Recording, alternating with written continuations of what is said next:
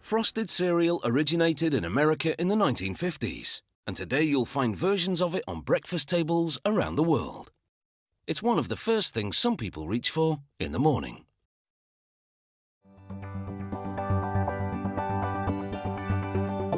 This particular blend of frosted cereal is a combination of wheat flakes, corn flakes and granola clusters. Half the flakes are frosted and half aren't.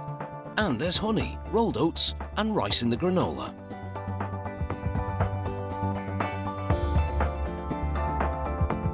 To make the cornflakes, they start with kernels of corn. They measure out a specific amount and release it into an industrial version of a pressure cooker. The operator locks the lid and the system pipes water and flavourings directly into the cooker. It rotates for an even distribution of heat and an even cooking of the grains. After about 3 hours, the kernels have absorbed moisture and softened. As the corn flows out of the cooker, a screw conveyor system moves it towards a dryer. They cook a measured amount of whole wheat kernels in water and flavourings. They only need an hour in the rotating pressure cooker. Like the corn, the whole wheat absorbs a significant amount of water during cooking. The kernels are about 30% moisture when they exit the cooker. They now merge with the corn en route to the dryer. The drying time will bring the moisture content down to about 19%, making the kernels the right consistency to be transformed into flakes. The grains now flow into a mill. The mill has 2 big heavy rollers, similar to the kind used to level tarmac. The kernels fall between these rollers, and they exert tons of pressure to flatten each individual kernel into a flake. In the process, the wheat flakes turn whiter and the corn turn more yellow. At this point, the flakes are still quite soft and not at all tasty.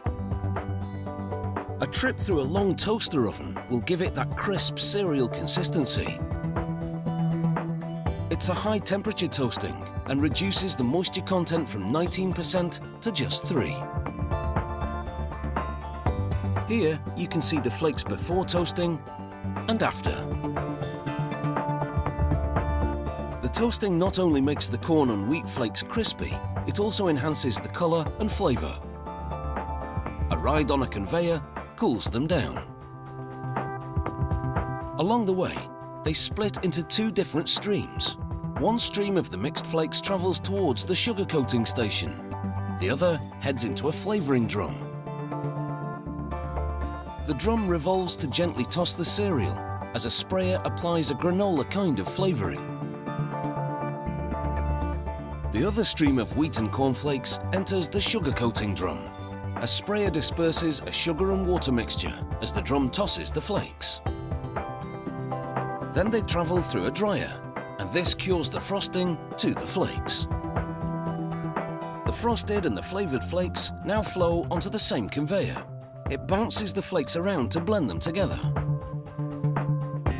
To boost the nutrition content, they add honey-flavoured granola. The granola clusters flow onto a conveyor. They'll merge with the frosted and flavoured flakes. This feeder pipe showers granola onto the flakes. This frosted cereal is now ready for supermarket shelves. Machinery dispenses specific amounts into a plastic sleeve, which is heat sealed, then severed at both ends. Mechanical arms then pick up boxes, open them and place them on a conveyor. Push rods guide the bags of cereal into the boxes. The best before date and other information have been printed on the outside. Nozzles apply glue to the ends, and the box is brushed by a side barrier that closes them. Producing and packaging this frosted cereal blend has taken about 5 hours. Now people can wake up to their first meal of the day knowing how it's made. Cheers from the Breakfast Brigade. Kernel of corn, we salute you.